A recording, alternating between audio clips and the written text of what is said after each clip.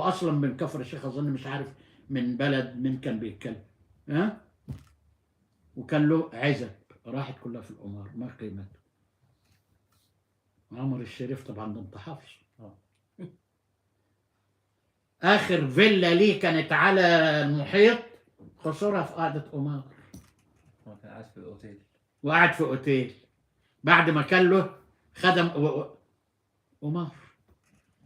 البت يعني مش هتكلم، يبقى ما بيقول اعرض عنهم، لان ابعد عن الشر وغني له. ابعد عن الشر وغني له. انت ما خلقتش لهذا، ولن يدوم لمن فتنت به هذا. الواد ده اللي اسمه ايه ده، مش عارف 600 مليار ايه وبصرير، اللي اسمه ايه ده بتاعكوا ده، وبعدين ما قيمه ترامب المليارات واللي دي.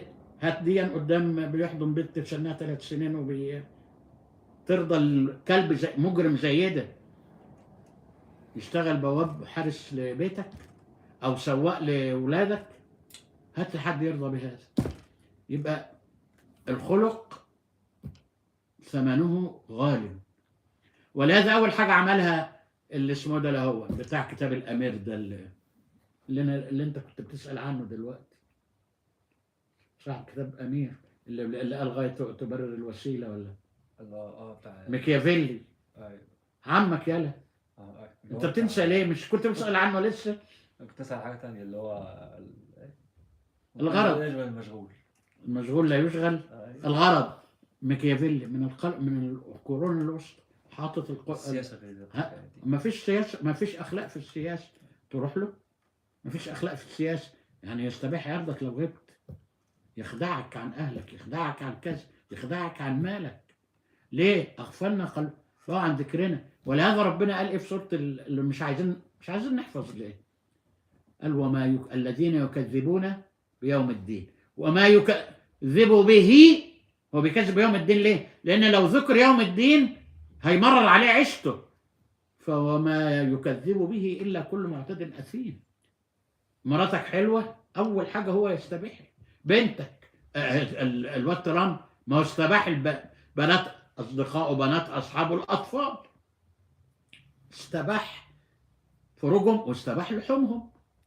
لان مش قلناها لكم في بعد الكفر ذنب يا ناس؟ طيب يبقى عندنا ولا تطع من اغفلنا قلبه عن ذكرنا.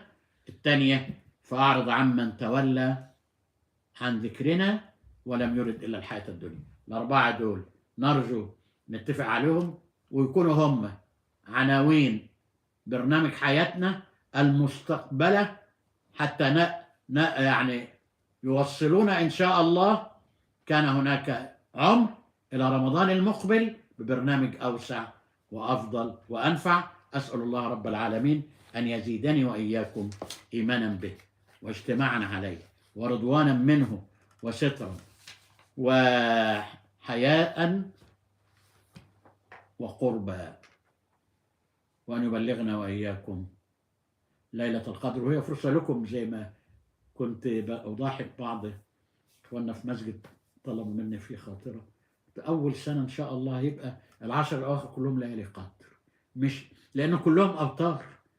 ليلة زي الليلة دي، الليلة 3 إحنا على دين أهل الحجاز وأهل اسمهم إيه؟ الخليج، ما هم صايمين يوم الأربعاء، فالليلة دي ليلة 23 عندهم، ليلة 22 بكرة إن شاء الله نبقى على دين أهل مصر.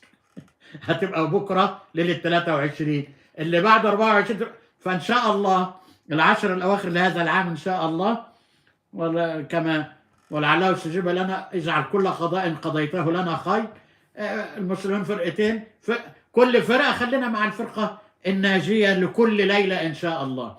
نسأل الله رب العالمين أن يبلغنا وإياكم ليلة القدر، وأن يجعل ما قلناه حجة لنا لا علينا، وأن يشرح صدورنا وإياكم بفيض الإيمان به وجميل التوكل عليه، وأن يحيينا على طاعته ويميتنا على ملته. أقول قولي هذا وأستغفر الله العظيم لي ولكم، والسلام عليكم ورحمة الله وبركاته.